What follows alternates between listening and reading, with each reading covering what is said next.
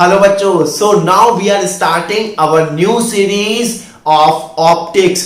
बहुत ही ज्यादा इंटरेस्टिंग एक एक लेक्चर बहुत ही सुपर इंटरेस्टिंग और सुपर इंपॉर्टेंट होने वाला है। एक एक लेक्चर को आप बहुत ही ध्यान से समझना, एक एक चीज बारीकी से मैं आपको समझाऊंगा और मैं श्योरिटी देता हूं कि ऑप्टिक्स में कहीं किसी भी लेवल पे आपको कोई भी दिक्कत नहीं होने वाली है। बिल्कुल ऐसे ऐसे पॉइंट्स पर मैं बात करूंगा, ऐसी ऐसी चीजों पर मैं डिस्कशन करूंगा, ना वो कहीं बुक में लिखा हुआ है ना ही उन पॉइंट्स पर कोई डिस्कस करता है। So now we are starting our new series of ray optics। बच्चों, ऑप्टिक्स में हमें जो स्टडी करनी होती है वो करनी होती है लाइट के बारे में। लाइट अपने आप में ही एक बहुत ही कंफ्यूजिंग टॉपिक रहा है साइंटिस्ट भाई लोगों के लिए। सबसे पहला कंफ्यूजिंग टॉपिक ये रहा है कि लाइट है क्या? क्या वो पार्टिकल है? क्या वो वेव नेचर है? कैसा उसका नेचर है? इसके बारे में हम डिटेल में बात करते हैं अपना डुअल नेचर में, मॉडर्न फिजिक्स में, जो कि लेटर ऑन इसके बारे में हम बात करेंगे। बच्चों, लाइट की जो स्टडी होती है ना, वो दो पार्ट में डिवाइडेड होती है। एक तो मैक्रोस्कोपिक स्टडी ऑफ लाइट और एक माइक्रोस्कोपिक स्टडी ऑफ लाइट। इसी के बेसिस पर ऑप्टिक्स भी दो पार्ट में डिवाइडेड है, रे ऑप्टिक्स और वेव ऑप्टिक्स। सबसे पहले बच्चों हम स्टडी करेंगे रे ऑप्टिक्स की, मतलब कि मैक्रोस्कोपिक स्टडी ऑफ लाइट की। उसके बाद हम बच्चों बात करेंगे वेव ऑप्टिक्स की, मतलब कि माइक्रोस्कोपिक स्टडी ऑफ लाइट की। क्लियर है? बिल्कुल बेसिक फंडामेंटल मैं आज आपके क्लियर करने वाला हूं। बिल्कुल कोई हाई लेवल पे नहीं जाएंगे, बिल्कुल ऐसी ऐसी चीजें जो आपने सुनी तो है लेकिन उनके बारे में कभी आपको इतनी सारा डिटेल में नहीं बताया गया होगा, तो बहुत ध्यान से आप सुनिएगा। तो ये तो आपको समझ में आ गया कि ऑप्टिक्स कैसे दो हिस्सों में डिवाइडेड होती है, रे ऑप्टिक्स और वे ऑप्टिक्स, मैक्रोस्कोपिक स्टडी और माइक्रोस्कोपिक स्टडी। अब ये मैक्रोस्कोपिक स्टडी और माइक्रोस्कोपिक स्टडी क्या है बच्चों? आपको पता होगा, एक लॉ फॉलो करती है लाइट, एक लॉ फॉलो करती है जिसका नाम है law of rectilinear propagation of light, मतलब कि light travels in a straight line. ये सबने सुना है, light travels in a straight line बच्चों, लेकिन ये इनकम्प्लीट डेफिनेशन है कि light travels in a straight line. ये इनकम्प्लीट डेफिनेशन है बच्चों।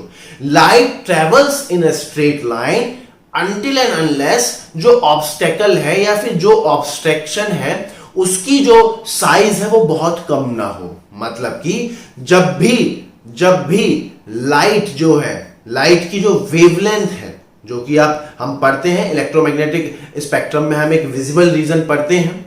उस विजिबल रीजन का एक पर्टिकुलर वेवलेंथ रेंज होता है, उस पर्टिकुलर वेवलेंथ रेंज होता है, उसी की हमें स्टडी करनी है बच्चों।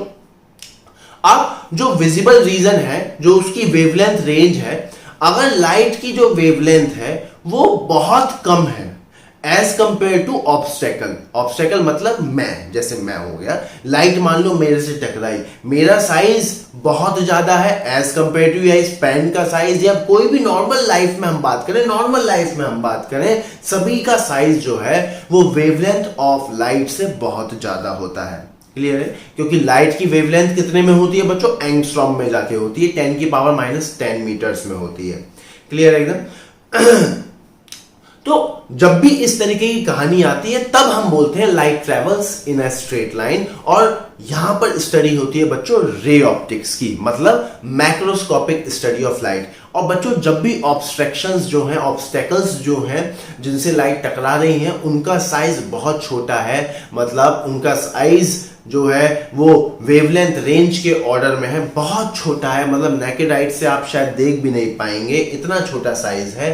तब लाइट जो है बच्चों बैंड करती है, वो अलग अलग फिनोमिनाज शो करती है, जो कि हम पढ़ते हैं वेव नेचर ऑफ लाइट, मतलब कि वेव ऑप्टिक्स में, like interference, diffraction, polarisation, scattering, ये सारी की सारी जितने भी फिनोमेना मैं बता रहा हूं बच्चों, ये सारे के सारे कहां पढ़े जाएंगे? वेव ऑप्टिक्स में। मतलब कि जिससे लाइट टकरा रही है उसका साइज क्या होगा बच्चों? बहुत छोटा होगा, मतलब कि in the order of wavelength of light. क्या आपको मेरी बात समझ में आ गई है? क्या आपको यह समझ में आया कि लाइट की स्टडी हम दो टाइप में करेंगे, रे ऑप्टिक्स और वेव ऑप्टिक्स। फिलहाल हम बात करने जा रहे हैं बच्चों रे ऑप्टिक्स की, मतलब कि light travel in a straight line. That means जब भी लाइट टकराएगी किसी से जिससे वो टकरा रही है, उसका साइज बहुत बड़ा है, जो कि नॉर्मल लाइफ की हम बात करें, उसका साइज बहुत बड़ा है as compare to the wavelength of the light. क्या आपको मेरी बात समझ में आ रही है? क्लियर है बच्चों? अब इसके बाद बच्चों हम बात करते हैं लाइट को रिप्रेजेंट। लाइट क्या है? Light is nothing, it is just a form of energy. Light is nothing but it just a form of energy. लेकिन पेपर पर हम इसको कैसे दिखाएंगे बच्चों? इस तरीके से हम लाइट को दिखाते हैं, इस तरीके से, लाइक दिस। इसको बोलते हैं बच्चों रे। एक एक चीज समझाऊंगा। इसको बोलते हैं बच्चों रे। इसको क्या बोलते हैं? Ray of light. और इसको क्या बोलते हैं बच्चों? बीम। इसको क्या बोलते हैं? Beam of light. This is what? Ray of light and this is what? Beam of light, मतलब बंडल्स लाइक दिस। वो तो अलग बात है कि light is what? Light is nothing, it is just a continuous form of energy. लेकिन representation कैसे होगी लाइट की? इस तरीके से, रे और बीम की फॉर्म में। क्या आपको मेरी बात समझ में आ रही है? क्लियरिटी एकदम। अब बच्चों यहां पर हम बात करते हैं जो बीम है या फिर रे है, इनके भी ना अलग अलग नेचर होते हैं। जैसे कि बीम जो है कुछ इस तरीके से भी हो सकती है, लाइक दिस। देखो बच्चों, इस तरीके से। और ये जो बीम है वो इस तरीके से भी हो सकती है। तीन नेचर होंगे इसके। इस तरीके से हो सकती है बच्चों। और बीम जो है इस तरीके से भी हो सकती है बच्चों। और सभी का अलग अलग सिग्निफिकेंस है। ये तीन वे हैं। These are the three ways. अगर आप बहुत ध्यान से देखोगे, पहले केस में जो बीम है वो along the direction of propagation वो फैल रही है, मतलब कि डाइवर्ज हो रही है, मतलब कि continuously along the direction of propagation of wave, continuously जो रेडियस है या डायमीटर है वो क्या हो रहा है? बढ़ रहा है, इंक्रीज कर रहा है। इसी को बोलते हैं डाइवर्जिंग नेचर। इसी को क्या बोलते हैं बच्चों? Diverging nature. क्या बोलते हैं इसी को? डाइवर्जिंग नेचर ऑफ लाइट या बीम। क्लियर एकदम? फैल रही है। यहां पर देखोगे बच्चों तो ये जो लाइट रे है along the direction of propagation एक पॉइंट पर जाकर के कन्वर्ज करने की कोशिश कर रही है, मीट करने की कोशिश कर रही है। तो इसी को बोलते हैं बच्चों कन्वर्जिंग नेचर ऑफ बीम या लाइट। क्या बोलते हैं इसको? कन्वर्जिंग नेचर ऑफ बीम या फिर लाइट। यहां पर अगर आप बहुत ध्यान से देखोगे बच्चों तो लाइट रेज क्या है? पैरेलल है, इस तरीके से पैरेलल है। लाइट रेज क्या है? पैरेलल है। इसलिए यहां पर हम बोलते हैं बच्चों जो सोर्स है जहां से लाइट रे आ रही है वो सोर्स कहां पर है? इनफाइनाइट, मतलब बहुत दूर है। वो सोर्स कहां पर है बच्चों? इनफाइनाइट। तो ये पॉइंट्स आपको ध्यान रखने हैं, डाइवर्जिंग नेचर, कन्वर्जिंग नेचर और the source is at infinity, मतलब कि पैरेलल बीम। क्लियरिटी एकदम। इसी के बेसिस पे बच्चों जो ऑब्जेक्ट और इमेज है उसका रियल और वर्चुअल नेचर हमें क्लियर होगा। क्या आपको मेरी बात समझ में आ रही है? क्लियर एकदम। इसको आप नोट करिए, हम और पॉइंट्स पर डिस्कशन करने वाले हैं। चलिए बच्चों, अब हमने बीम का नेचर तो हमने देख लिया, कन्वर्जिंग, डाइवर्जिंग और पैरेलल। ऐसे ही बच्चों रेज का भी नेचर होता है। दो तरीके की रेज होती हैं बच्चों, पैराएक्सियल रेज और मार्जिनल रेज। ये क्या है? जो भी बच्चों हमारा ऑप्टिकल इंस्ट्रूमेंट होगा, चाहे वो लेंस है, चाहे वो मिरर है, जिसकी भी हम स्टडी करेंगे आगे जाकर के, अगर मान लीजिए एक मिरर मैं ले लेता हूं, मान लो मैं मिरर ले लेता हूं, ये हमारी क्या हो गई? प्रिंसिपल एक्सिस हो गई। ये सब डिफाइन किया जाएगा बहुत डिटेल में, लेकिन आपने 10th क्लास में पढ़ा हुआ है इसलिए मैं नाम ले सकता हूं। ये क्लियर एकदम। अगर जो रेज इस पर फॉल हो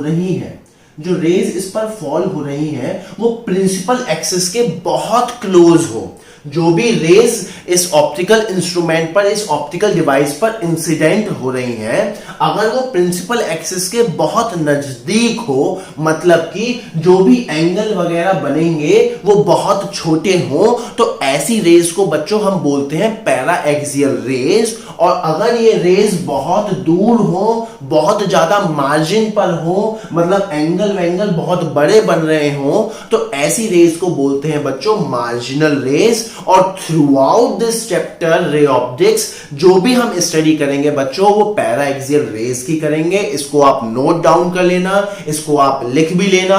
मतलब जो भी एंगल वगैरह होंगे वो वेरी वेरी स्मॉल होंगे। मतलब हम small angle approximation throughout ray optics any time use कर सकते हैं। That mean sine theta tan theta nearly equals to theta and cos theta nearly equals to 1। ये स्मॉल एंगल अप्रोक्सीमेशन होता है। ये हम any time we can use these small angle approximation. Why? Because we will study only paraaxial rays, और paraaxial rays मतलब कि they are very close to principal axis. That means the angle suspended by them is very very small. क्या आपको मेरी बात समझ में आ रही?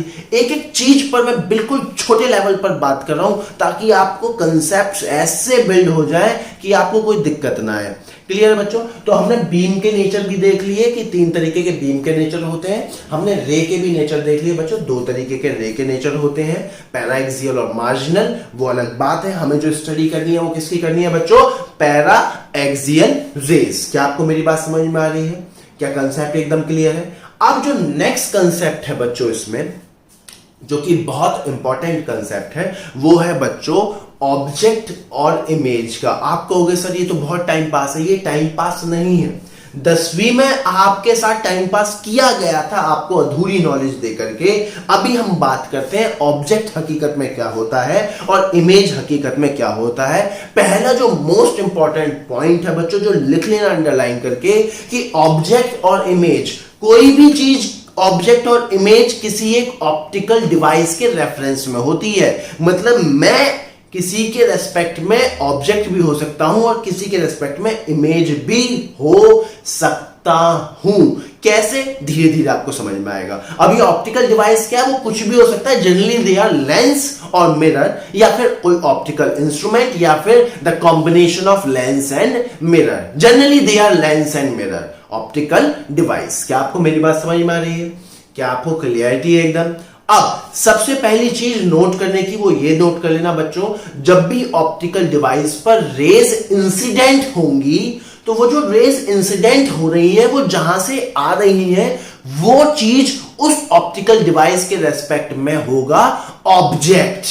और जब ऑप्टिकल डिवाइस से रेज रिफ्लेक्ट होती है तो वो चीज होती है बच्चों इमेज। ये बात अपने दिमाग में जहन में बिठा लेना। इंसिडेंट होते टाइम ऑब्जेक्ट और रिफ्लेक्ट होते टाइम इमेज। क्या आपको मेरी बात समझ में आ रही है? क्लियरिटी है? अब बच्चों मैंने आपको बताया, मान लो एक ऑप्टिकल डिवाइस है इस तरीके से, वो कुछ भी हो सकता है, lens, mirror, plane mirror, spherical mirror, lens, plane, spherical, कुछ भी हो सकता है वो combination.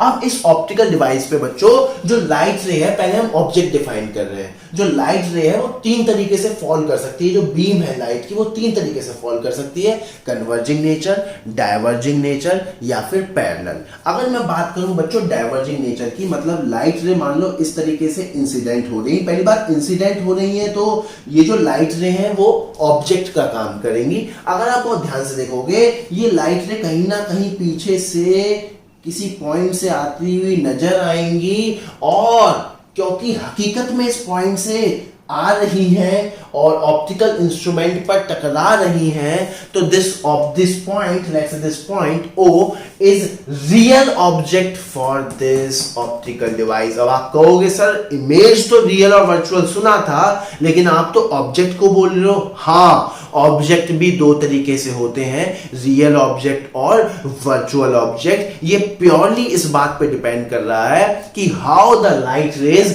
Incident on the optical device, whether they are incident diverging nature, whether they are incident converging nature, and whatever be it is। फिलहाल यहां पर ये जो ऑब्जेक्ट है ये कैसा ऑब्जेक्ट है बच्चों? Real object. कैसा ऑब्जेक्ट होगा ये? Real object. क्या आपको मेरी बात समझ में आ रही है? दैट मीन्स आपने क्या सीख लिया? जब भी लाइट रेज डाइवर्जिंग मोड में इंसिडेंट करेंगी तो वो कैसा ऑब्जेक्ट कहलाएगा उस ऑप्टिकल डिवाइस के लिए? रियल। अब मान लो दूसरे केस में रेस ऐसे इंसिडेंट कर रही हैं कन्वर्जिंग नेचर में। अब देखो ये जो लाइट रेज है कहीं पीछे से कभी भी ऐसा नहीं होगा किसी पॉइंट से आती हुई नजर आएंगी, नहीं भैया, ये कभी भी पीछे कहीं से मीट तो नहीं करेंगी। लेकिन हाँ, अगर मैं इसको हटा दूं तो ये कहीं आगे जाकर के मीट जरूर करती है बच्चों, और that point is known as virtual object for this optical device. Virtual object for this optical device. क्या आपको मेरी बात समझ में आ रही है? इसका मतलब क्या है, जब भी लाइट रेज कन्वर्जिंग मोड में इंसिडेंट करेंगी तो वो लाइट रेज जो है किसकी तरह काम करेंगी बच्चों?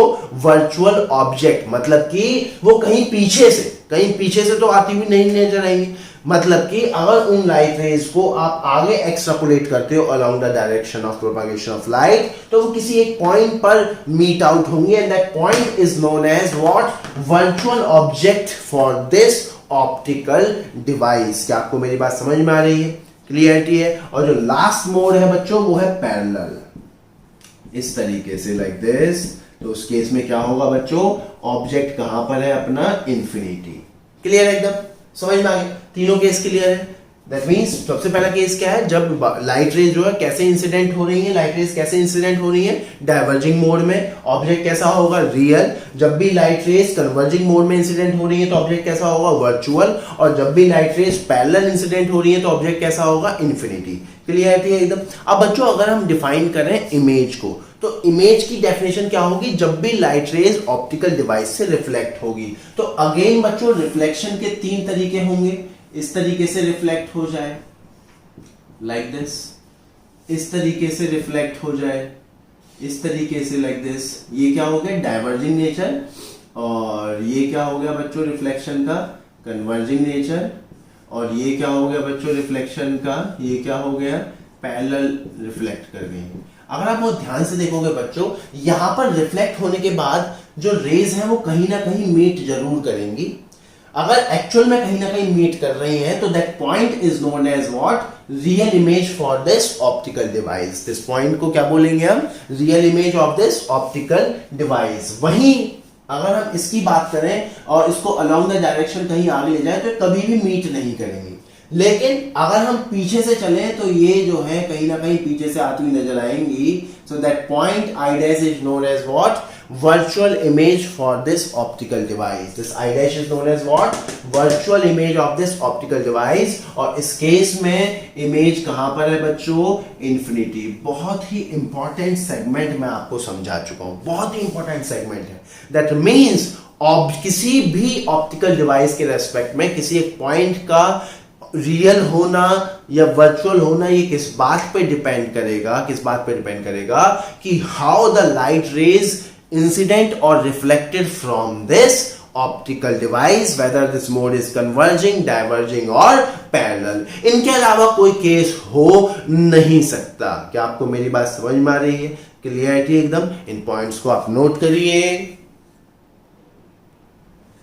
चलिए बच्चों, हमने बहुत ही इंपॉर्टेंट सेगमेंट सीख लिया है कि what is object and what is image. जैसा कि मैंने बच्चों स्टार्टिंग में बताया, जैसी टॉपिक के स्टार्टिंग में बताया कि किसी भी एक पॉइंट का ऑब्जेक्ट होना या इमेज होना और उसका नेचर ये प्योरली डिपेंड करता है ऑप्टिकल डिवाइस पर, और साथ साथ ऑप्टिकल डिवाइस पर जो है लाइट रेज किस मोड पर इंसिडेंट हो रही है और उससे रिफ्लेक्ट हो रही है।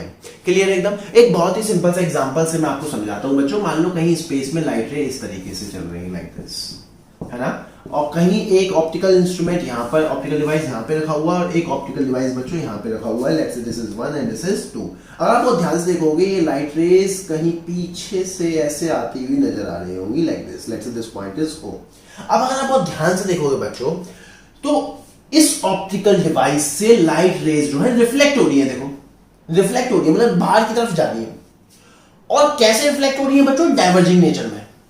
कैसे रिफ्लेक्ट हो रही है? डाइवर्जिंग नेचर में, इस तरीके से। क्या आपको मेरी बात समझ में आ रही है? मतलब कि ये जो पॉइंट है इसके लिए ऑब्जेक्ट का काम करेगा या इमेज का? इमेज का। किसके लिए काम करेगा? इमेज का। यही पॉइंट इसके लिए किसका काम करेगा? इमेज का। और कैसी इमेज का? Virtual image.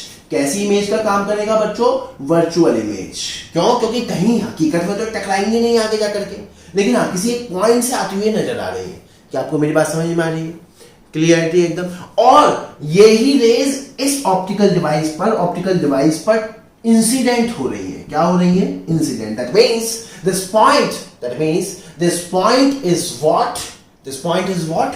Object. This point is acting like a object for this optical device. अब अगर आप बहुत ध्यान से देखोगे, what is the nature? Diverging. Diverging mode में इंसिडेंट कर रही है। अगर डाइवर्जिंग मोड में इंसिडेंट कर रही है मतलब कहीं पीछे से ये हकीकत में इस पॉइंट से आती हुई नजर आ रही है। और आपको पता ही है डाइवर्जिंग मोड में जब इंसिडेंट होती है तो कैसा नेचर होता है ऑब्जेक्ट का? रियल। मतलब कि this point is acting like a virtual image for this optical instrument and real object for this optical instrument या फिर ऑप्टिकल डिवाइस। क्या आपको मेरी बात समझ में आ रही है? क्या ऑब्जेक्ट और इमेज एकदम क्लियर है अब आपको कि कोई भी पॉइंट ऑब्जेक्ट और इमेज किसके रेस्पेक्ट में होता है बच्चों? ऑप्टिकल इंस्ट्रूमेंट, ऑप्टिकल डिवाइस के रेस्पेक्ट में होता है। और अगर वो ऑप्टिकल डिवाइस से रिफ्लेक्ट नेचर में है तो क्या बनेगा? इमेज। और इंसिडेंट नेचर में है रेज तो क्या बनेगा? ऑब्जेक्ट। क्या ये वाला पॉइंट एकदम क्लियर है आपको? दैट मीन्स बहुत ही शानदार चीज अब आपको क्लियर हो गई है जो कि है ऑब्जेक्ट और इमेज। तो यहां पर इस लेक्चर में बच्चों बिल्कुल सारे बेसिक पैरामीटर्स मैंने आपके साथ डिस्कस कर लिए, सारे बेसिक पॉइंट्स मैंने आपके साथ डिस्कस कर लिए हैं। इस लेक्चर को बस हम यहीं पे ही रोकते हैं। नेक्स्ट लेक्चर में बच्चों बहुत शानदार होने वाला है। नेक्स्ट लेक्चर में we will discuss about reflection. दो पार्ट में हम डिवाइड करेंगे, reflection from plane mirror and reflection from spherical mirror. और बहुत ही मजा आने वाला है, बिलीव मी, बहुत ही ज्यादा इंटरेस्टिंग, सुपर डुपर इंटरेस्टिंग ये सीरीज होने वाली है। Thank you.